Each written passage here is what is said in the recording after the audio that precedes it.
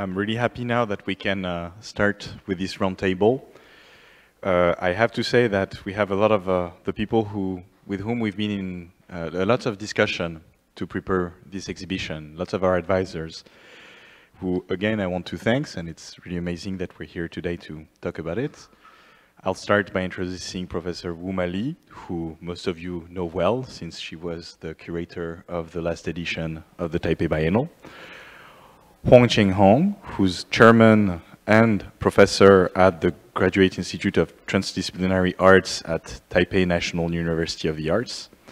We also have the luck of having Professor Chun-Mei with us, who's professor of sociology at the University of Suzhou. Again, sorry for my really bad pronunciation. That was not so great.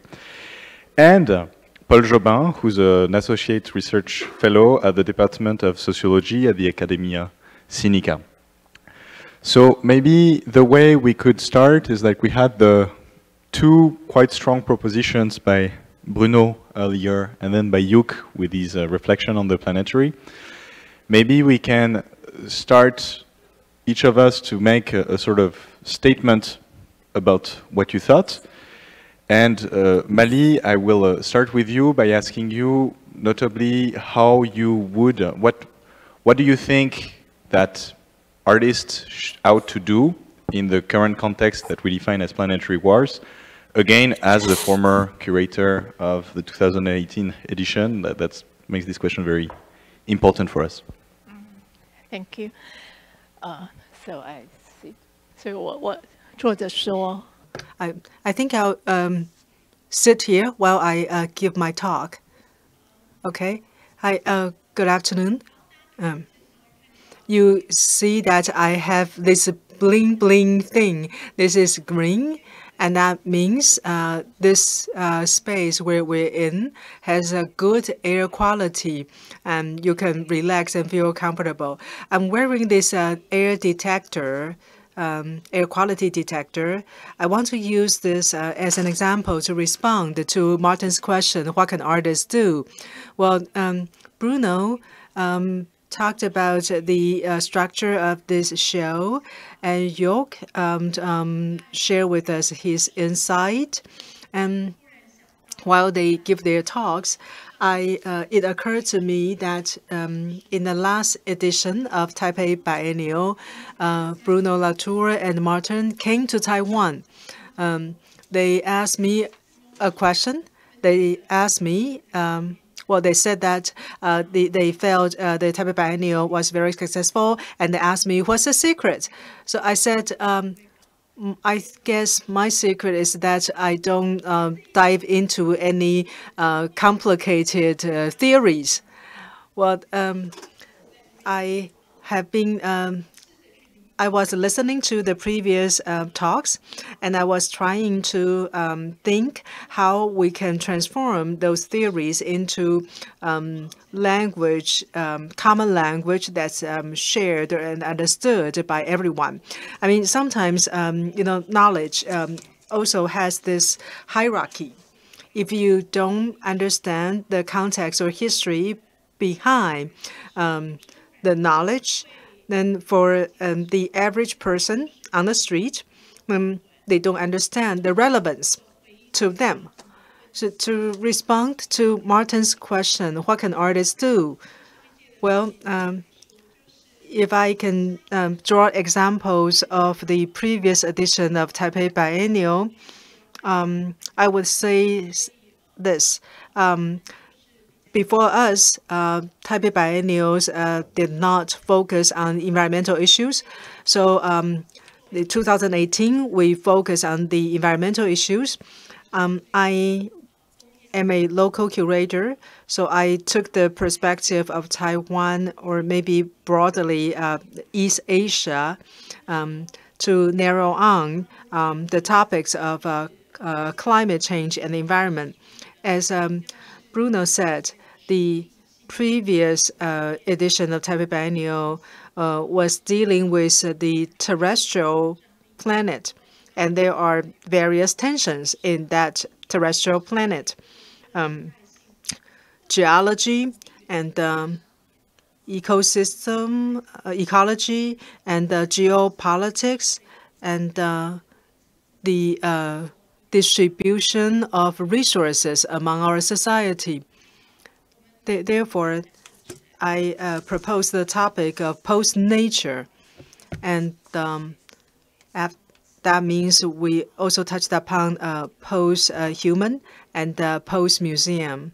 So the subtitle was the museum as an ecosystem. I discussed about this. Well, there are 3 levels to this. The first one is the physical space. I mean, the physical space inside a museum. And then we can expand this concept, its relationship with its local community, its neighborhood. And then further out, the museum and its relationship with the universe. So the museum as a mechanism, how does it engage in a dialogue with these 3 levels? And artists play pivotal roles in this.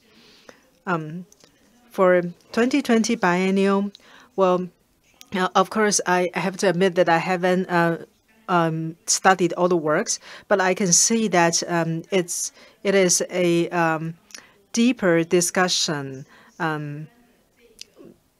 especially in the theory part. So many of the issues that we touched upon previously are now tackled, and the discussion is deeper into the relationship and the context. So I actually have 2 questions. Well, first of all, as we observe the global changes, for instance, presidential election in the U.S. Cast doubts on democracy. Is this relevant to negotiation? Well, when we talk about negotiation, I think about Hobbes.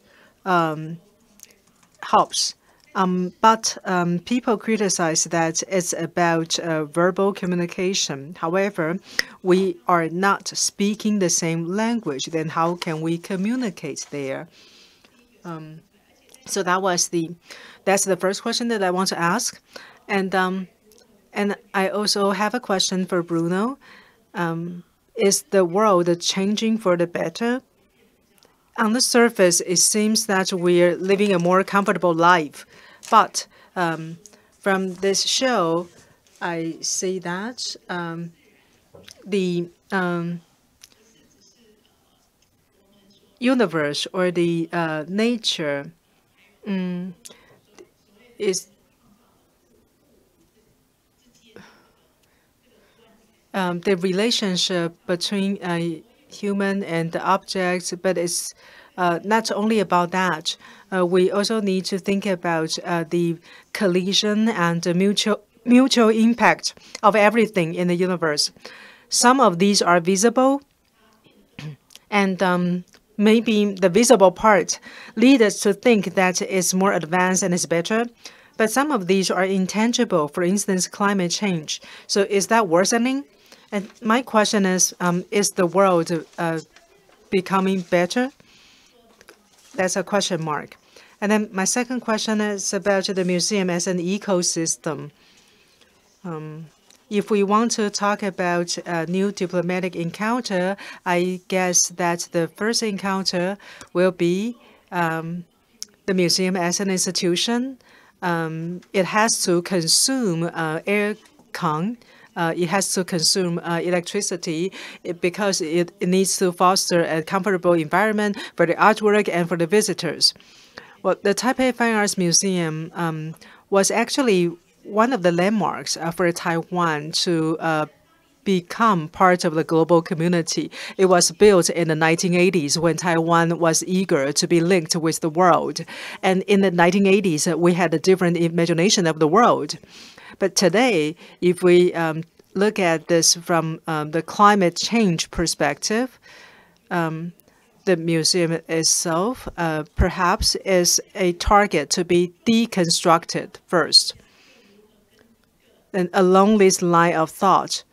Then, in the 1980s, it was about knowledge production, and that was the inception of this building, as well as the museum. So how can we find a room for negotiation there? Which lays out beautifully the conversation that we can have. What I propose is that we make statement about maybe 3-4 minutes, so that then we have more time to discuss. But again, that was beautiful to have the perspective of the former biennial, which again fed so much inspiration into this one. So Chien-Hung, we'll listen to you.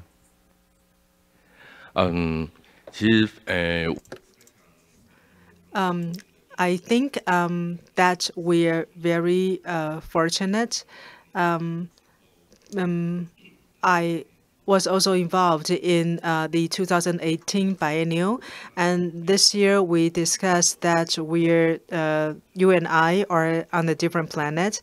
But I want to share with you these points that I'm thinking about. First, what is the horizon for Taiwan? How does Taiwan look at the planetarium? I hope that I can find some inspiration from the show. And when I think about this, I try to establish a reference system of 3 planets. The first one is Trump's planet. The second one, Elon Musk's planet. The third one is Chakrabarti planet. Trump's planet, for me, is a hegemony. Seemingly, you can live in a different style from others, but actually, many violence and exploitation. Elon Musk's planet is in Latour's attractor theory. In the development of modernity, there's this direction of leaving the planet. And the idea of leaving the planet, for instance, in Elon Musk's planet, he tries to provide a storage room of many resources so that people can sustain their lives and perhaps immigrate to Mars. The third one is Chakrabarti's planet. This one perhaps is closer to Taiwan because Chakrabarti, when facing this to a certain degree, is connected with the ideas of Latour on the point of territory. About terrestrial, well, Chakrabarti's terrestrial is always connected with the workers, the laborers. So I try to establish a reference system of these 3 planets and think about where Taiwan is. As I listen to Yo Hui, I find it interesting that we seem to be here and we seem to be out of here. If Taiwan has its perspective of a planet, that may be Taiwan's idea, Taiwan's feeling. So Taiwan seems to have the feeling that we're here and we're out of here. And I also want to propose 3 models of planets. The first one is the planet for people who go down. I mean, when Chiang Kai-shek relocated to Taiwan, they were refugees, and they turned Taiwan into a refugee island. So Taiwan was in a special state of seclusion, especially so after the U.S. established a formal relationship with the PRC. And the second one is the liquid planet. In 1984, 2004, our premier announced that Taiwan will become a part of the international community, and Taiwan will move to liberalization. And in the 80s and 90s, Taiwan became one of the 4 Asian tigers. So Taiwan became a different planet at that time point. And the third one is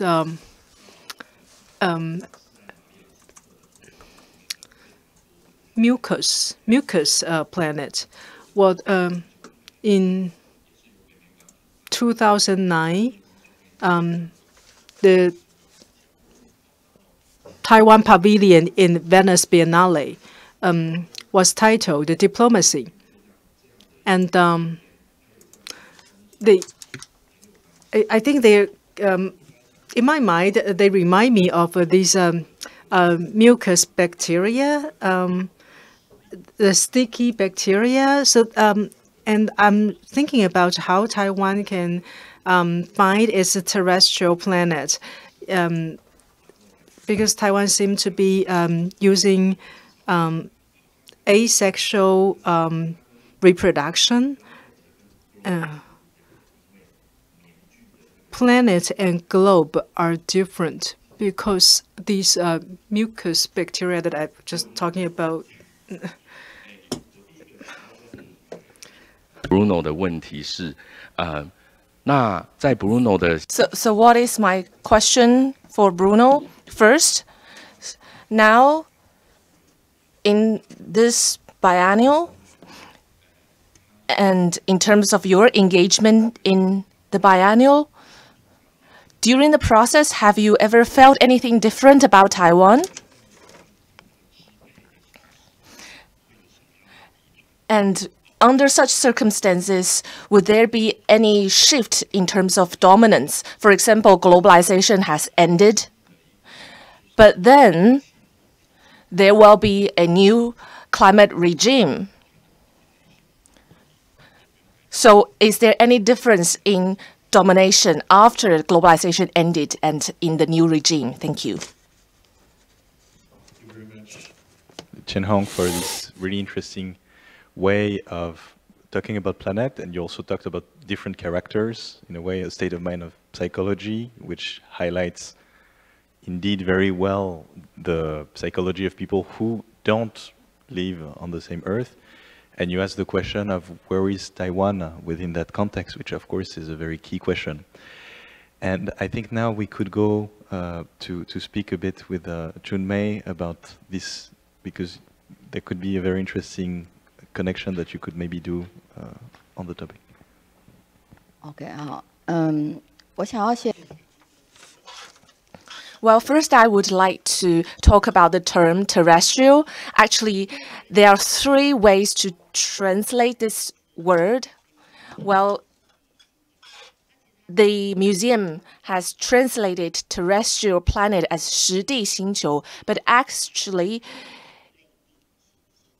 there is another term in astronomy, which means if a planet is called terrestrial planet, it means that this planet is very similar to Earth because it has rocks that it makes a very hard crust, and that crust has metals in it.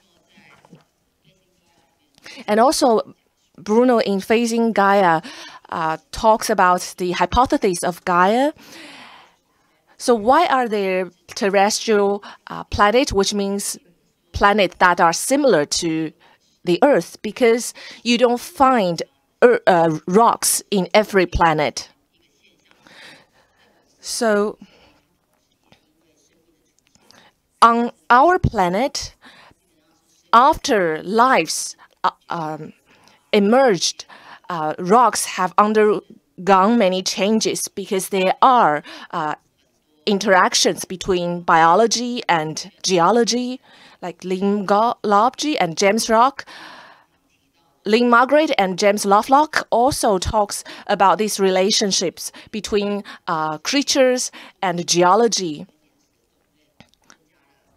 Because of life, a lot of chemicals have been added to rocks in the earth. And then there's another translation. In the translation of terrestrial politics, it's basically means localized politics. And if you know Chinese, we say 在地 when we try to translate local. And the translators added their own note explaining why they chose certain translation, Chinese translation for certain English words. So I guess you can see certain semantic landscapes in the translation of the term terrestrial. There are different kind of imaginations. And then like Yu Hui was talking about what is the difference between locality and terrestrial? Well, the difference is not absolute. It has something to do with the time, with the space at the time, and there could be different allies between not only different groups, but also between different species. So there are 3 ways to translate terrestrial. And actually, the 3 ways of translation gives us a lot of space for political imagination. And I was reading Yu Hui's the Chinese translation for Yu Hui's speech, and the translator didn't distinguish planetary and globalization. So the 2 words were translated as one Chinese word. Well, it's possible it happens in Chinese translation. However, we need further distinction, further interpretation. So you see, the terrestrial or globalization planetary has already been interpreted when they are translated. Then I have a question for Bruno Latour. How do we translate the activities of life into political activities, political actions? So it's like in your book about Gaia, we have to re-politicalize ecology. And then there's another obvious fact. The plans of marginalization has never been really achieved, never been completed. Just like Latour says that between human beings and non-human beings, there is an increasing hybridity. It's not possible to divide between the 2, but we have not seen effective political actions. So how can we translate ecological entangleness into something collective plans which involve not only human beings but also other forms of life? And how can we translate common life into common actions? So I would like to ask you about the possibilities of political actions. Bruno, do you have some thoughts? So when we think about terrestrial politics, whatever the translation is,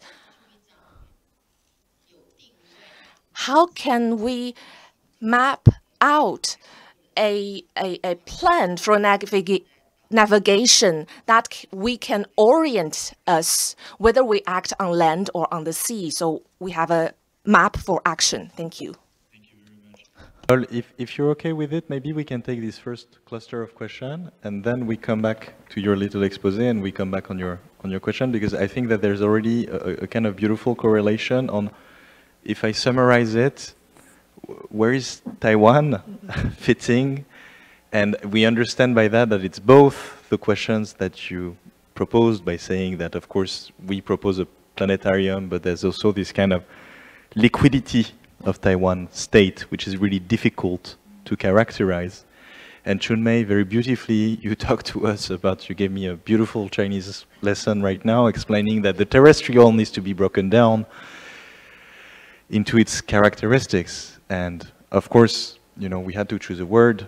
Terrestrial is a word that Bruno has chosen. Other ones could be, you know, earthbound or earthlings. And so I think really it's maybe time to open up this first question to Bruno, which you were asking, which is, how can we navigate, how can we create a sort of politics, a terrestrial politics within that very complex framework? Well, first I need to answer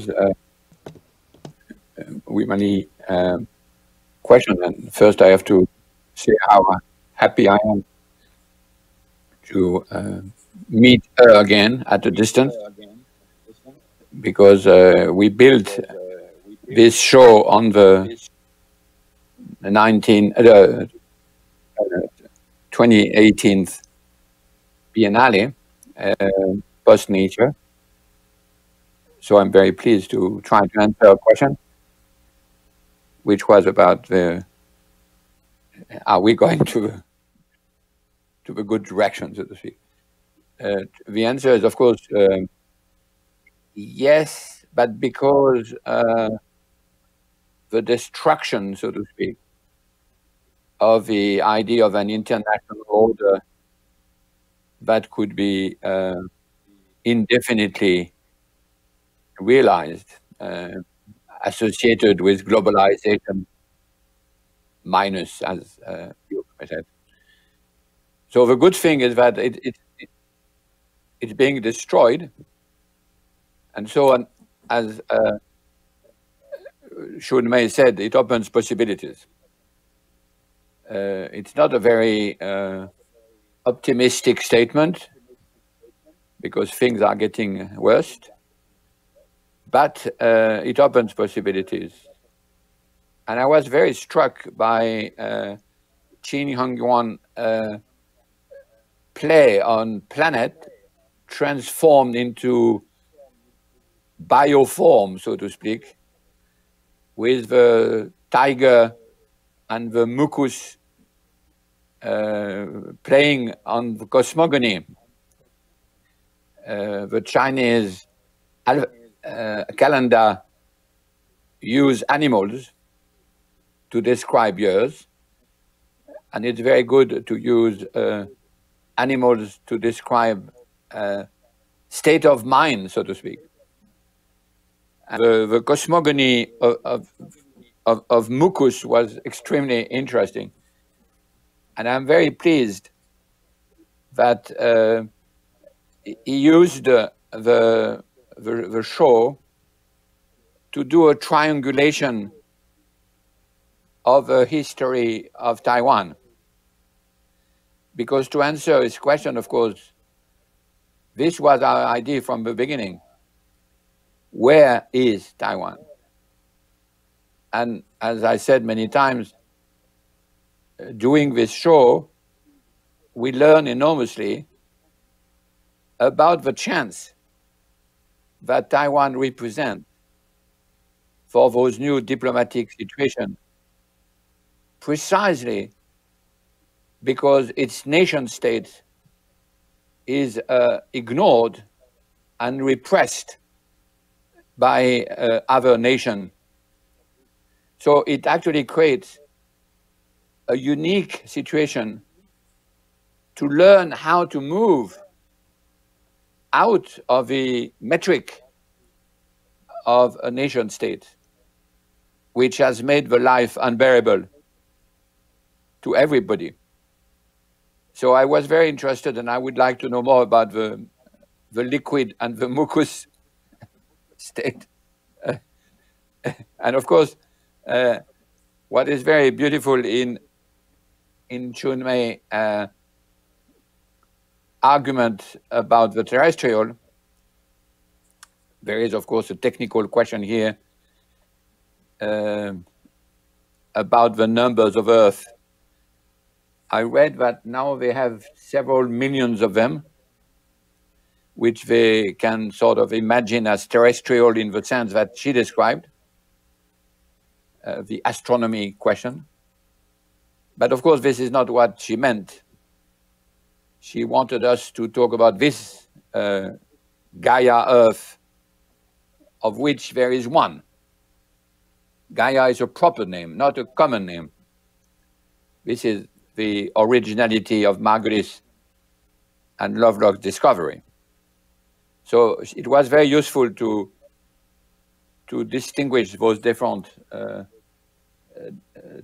meanings of the word terrestrial.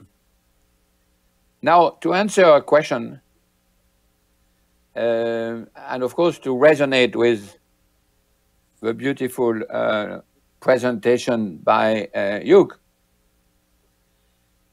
we have actually in the pandemic a way to understand how action can spread. Because after all, the virus itself spread from local to local to local to local to local. And yet, in several months, it was global. So we have an interesting model, so to speak, of biodiversity, if I can dare use this word, which gives an idea for political action. It's not true that every political action has to be scalable in the old sense of a globalized passage, so to speak, to another level. The virus itself spreads everywhere, except by going from mouth to mouth. So it's the most localized, the smallest entity, and yet the one which is able to spread. So it opened a very interesting model for what Hugh introduced in his talk, and an answer to Chun-Mei. How can we do politics with an alternative model of spread? Well, we have one, which is the COVID-19. So we should actually learn from those ways of spreading to scale up political action as well. The more we are Gaia-esque, near Gaia's own ways of spreading, the more politics we might be able to do. At least that's one lesson of a terrestrial. Thank you. Thank you, Bruno. And I think that, Paul, maybe that could give you an inspiration for this tough task, which is to speak at last, once we've started to talk about the politicization, the way that, the lesson that COVID could give us in terms of politics, which is from spreading from the ultra-local through the rest of the world, pretty much. So really a bottom-up approach, or not bottom-up, but a network approach. Well, thanks, Martin.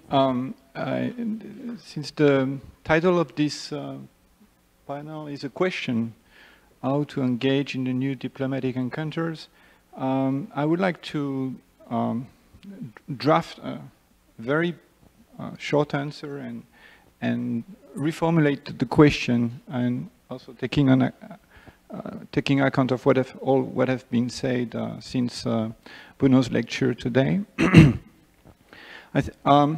I think, don't know if Bruno or you, Martin, you mentioned that when there is a conflict, diplomacy comes before or after the war.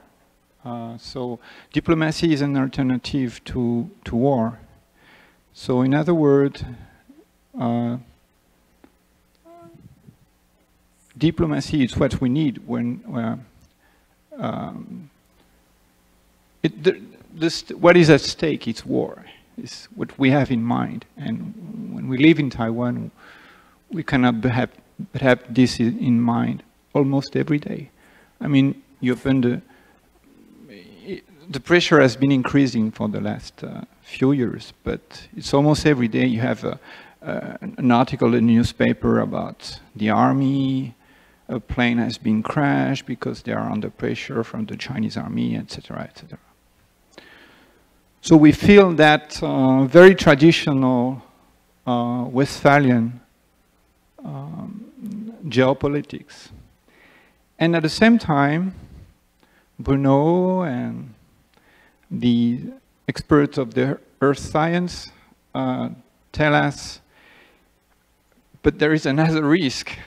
It's the climate war. Oh.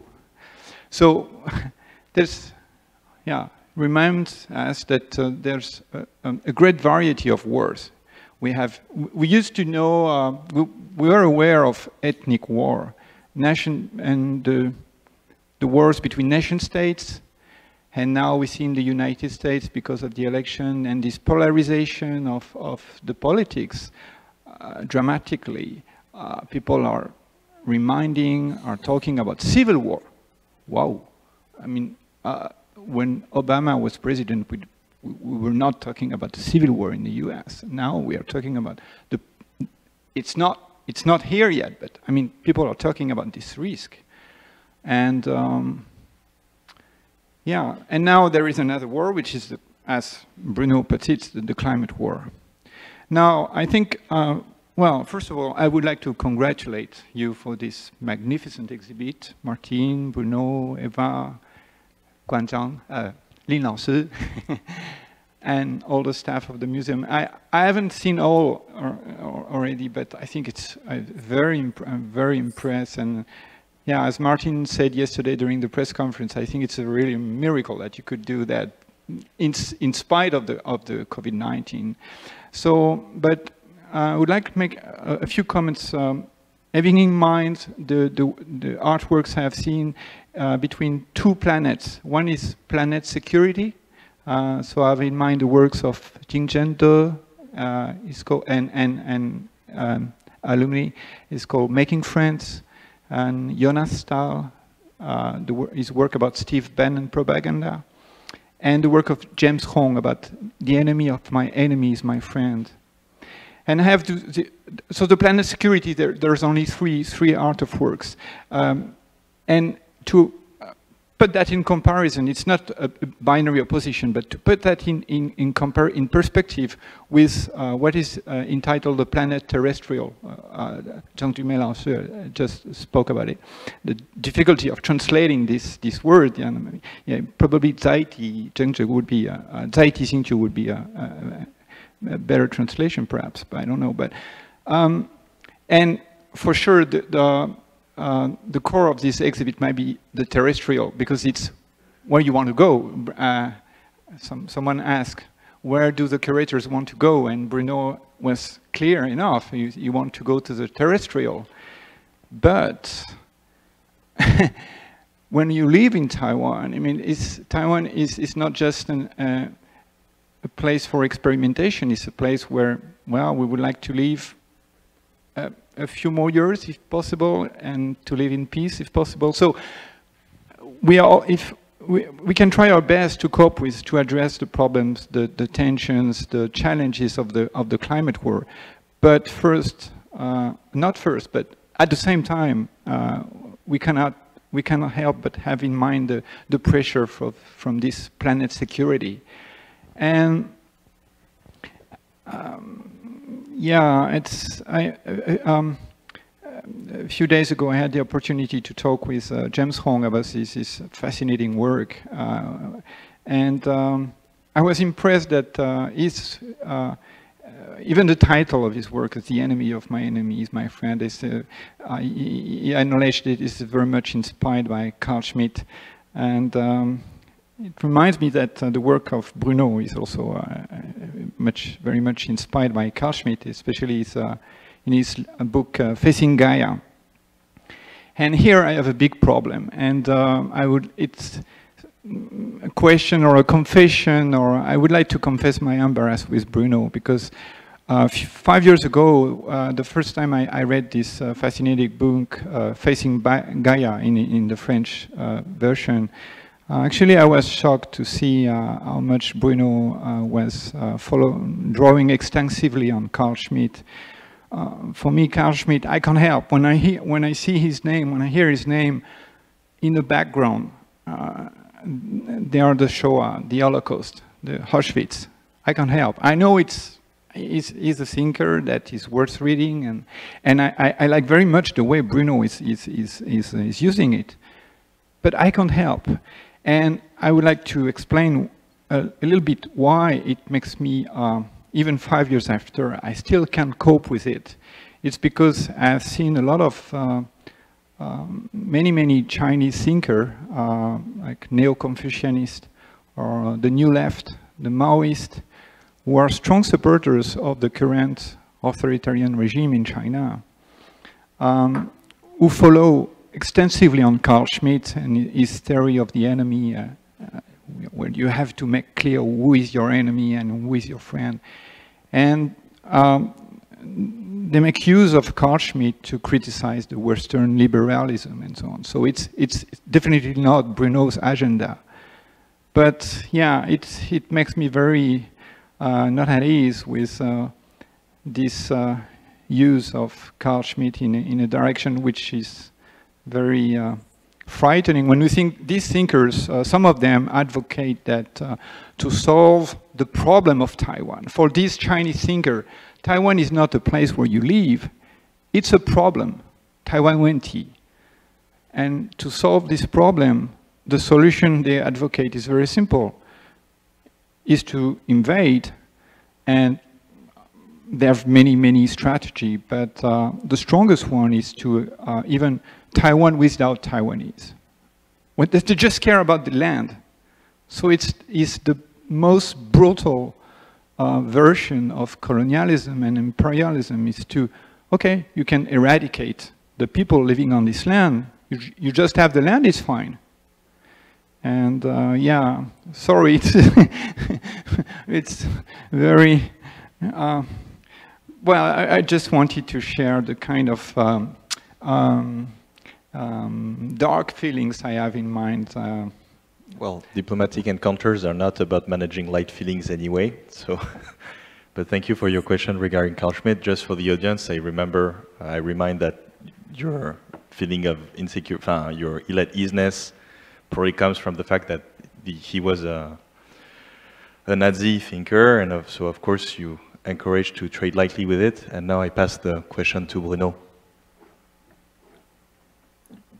Well, I was very surprised to hear that we are downplaying the tragic geopolitical situation in which Taiwan finds itself. Because that's exactly why we accepted to do the show there, and why we choose that title, which is that the definition of war and peace is determined by the fact that there is no independent superior referee. There was one before, which was called the natural order, and this one has been precisely put into question by the climatic transformation. So it's not that we have to choose between types of war, the geopolitical one, or what I could call the Gaia political one. They are simultaneous. And the pandemic is adding another one. So there is no way to escape that situation by saying, let's talk only about the geopolitical one. All of them are embedded into one another, and that's a tragedy in which we find ourselves. So the notion of occupying another land is also true of the way, for instance, European CO2 is invading other countries in the Pacific, and how the choice every country is making about its economy, including the globalization of Taiwan industry, is occupying our land. So there is no way you can choose your war. You can choose your enemies, but you cannot choose not to fight all of those at once. In addition, in the case of ecological wars, we are divided among ourselves. I'd love to go to come to Taipei by taking the plane, and I'm shamed by my own kids and grandkids. I'm divided. So the idea that we could simplify the question by not quoting the abominable Carl Schmitt is not the one I would agree on. Carl Schmitt is very badly understood. And the only thing I take here is precisely that enemy is the most difficult thing to detect, precisely because it's confused with other forms of hatred. And now, of course, a show like this one is an experiment in exploring friends and enemies. And Taiwan, again, as Chien-Hung said very beautifully, because of its history of occupying its own land, in many ways, a topic that Wu Mani is always insisting on, makes Taiwan absolutely crucial site for understanding those interlocking controversies.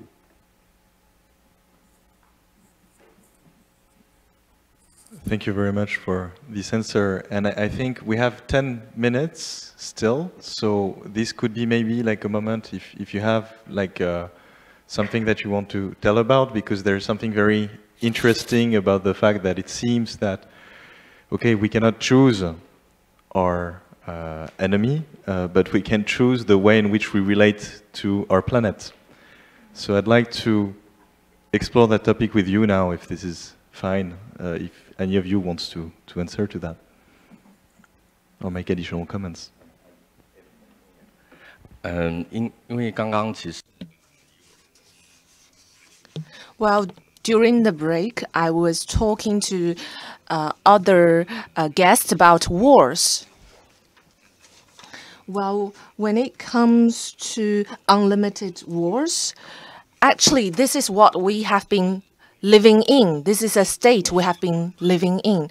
Well, actually, diplomacy doesn't happen before or after a war, because now we cannot determine the timing for a war. It's not an issue of time, it's an issue of space. So against this backdrop, to me, and when I think about Taiwan's situation, if we think about traditional wars between modern states, Taiwan is really disadvantaged.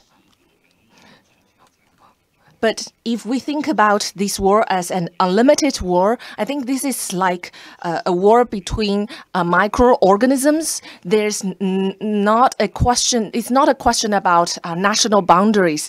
There are several layers of spaces and in relationship between spaces involved. So Chun-Mei was talking about this issue. How could we translate biological relationship into political actions? And I think the issue of diplomacy is not about the timing of war, it's about how we can take actions.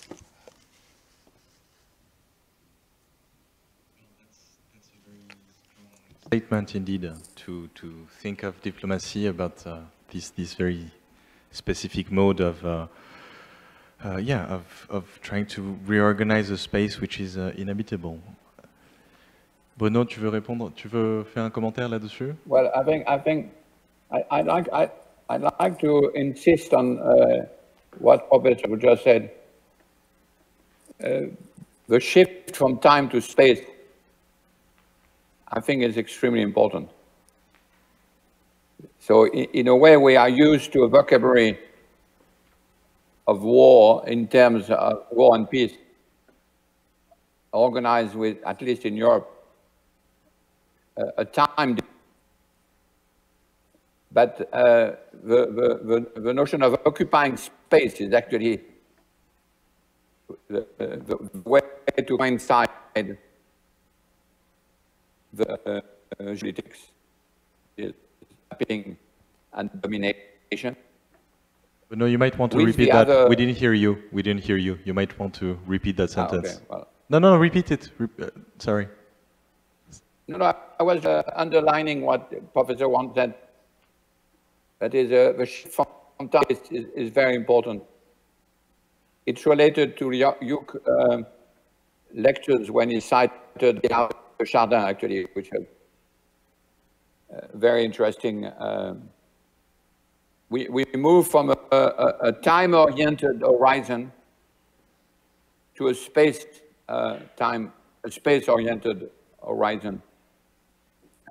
And that's what I put down. The notion of lockdown is actually the spirit of the time, so to speak.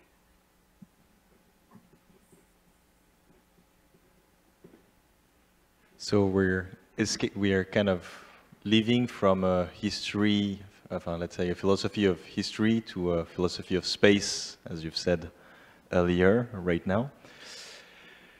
And so again, does anyone of you want to make another statement? Paul?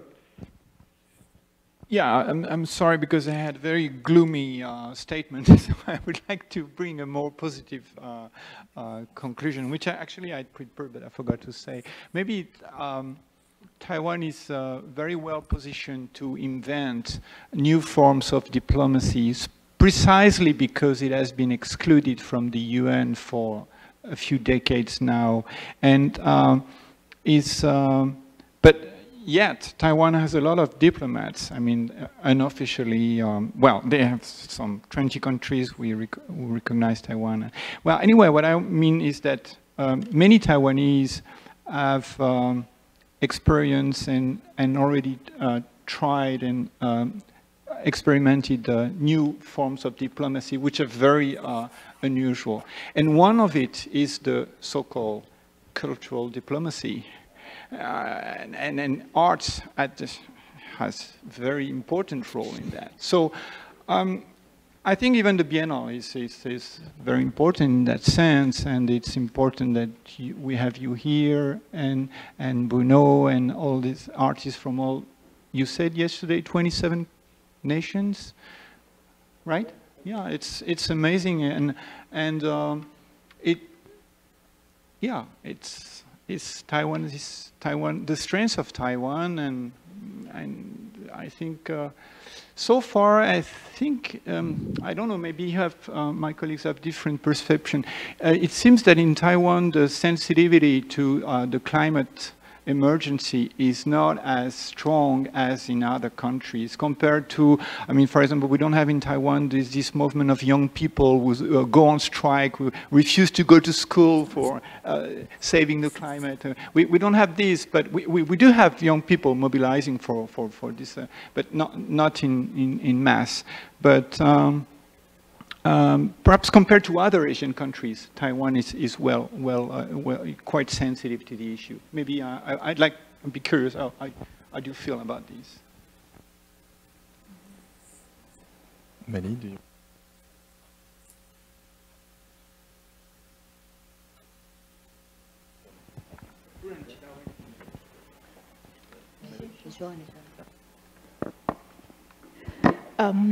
我有一个印象是， Well, I do have one impression.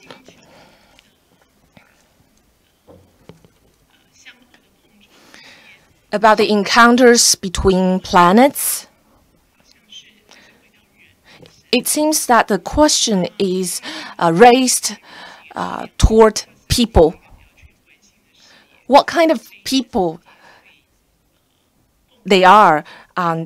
Do they have a more global view to see the whole picture as opposed to non-human beings?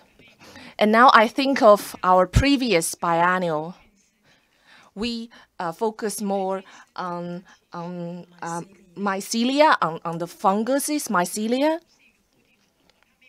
Well, mycelia is not a fixed network. It just moves along with the wind. It's not like roots, but it actually can penetrate very hard rocks and turn rocks into soils where crops can grow, where lives can grow. So I think the two biennial statements are very different.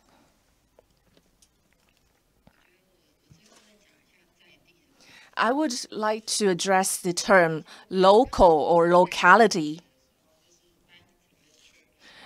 And actually, in Chinese, 在地 can be used to translate terrestrial and also local. I really like this term, 在地.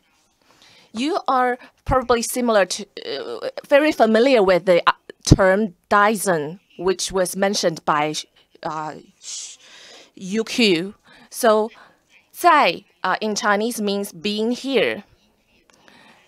And if you translate 在地 into English, it means in the land. You're being in the land. It seems that you're embedded in the land with other lives who coexist with you in this land. And then you have some ecological entanglement with other beings. But it doesn't mean you're immobile. You are being mobile. You are creating connections. So it's just like what Bruno says, you're not being self-enclosed, but the land is open in a certain way. So this is my conclusion. Thank you, Chun-Mei, because this was a perfect answer to Mali, since our understanding of the local has never been localism. Local is more like how do you imagine a network of locality which connect to one another without going straight away to the global. Because, and again, like that comes back to one of the issues that we've been trying to work with this biennial, is that when activists have tried to support ecological action, ecological politics, they have said, okay, we all belong to the same planet, we all belong to the same earth, we should get a global governance. Well, no, again, the lesson that we want to work with is that the division that we have to go through, and as Bruno reminded, divisions which are not only between generations, which will be more affected by climate change than the ones, elder one who de facto will be less affected. It's not only a geographical division either between the, let's say, geographical areas which will be more affected and the ones which will be more fine. It's also an internal division because every action that we do is tormented by, let's say, this attraction of a planet globalization, which would not be sustainable, and the attraction of a planet terrestrial, which would try to help you to do things in a way which would be more sustainable. So again, what really we've been trying to do with this biennial has been to what needs, or at least what the planet terrestrial has to do, is to reinvent a relationship to the local. And that's an extremely important feature of doing like terrestrial politics, I think. Bruno, do you want to do a closing statement? No, except to thank everybody. And again, saying how sorry I am not to be with you. Well, we're sorry too. Thank you so much for this panel. It was really an interesting way to raise some of the questions that are key to this biennial. Thank you.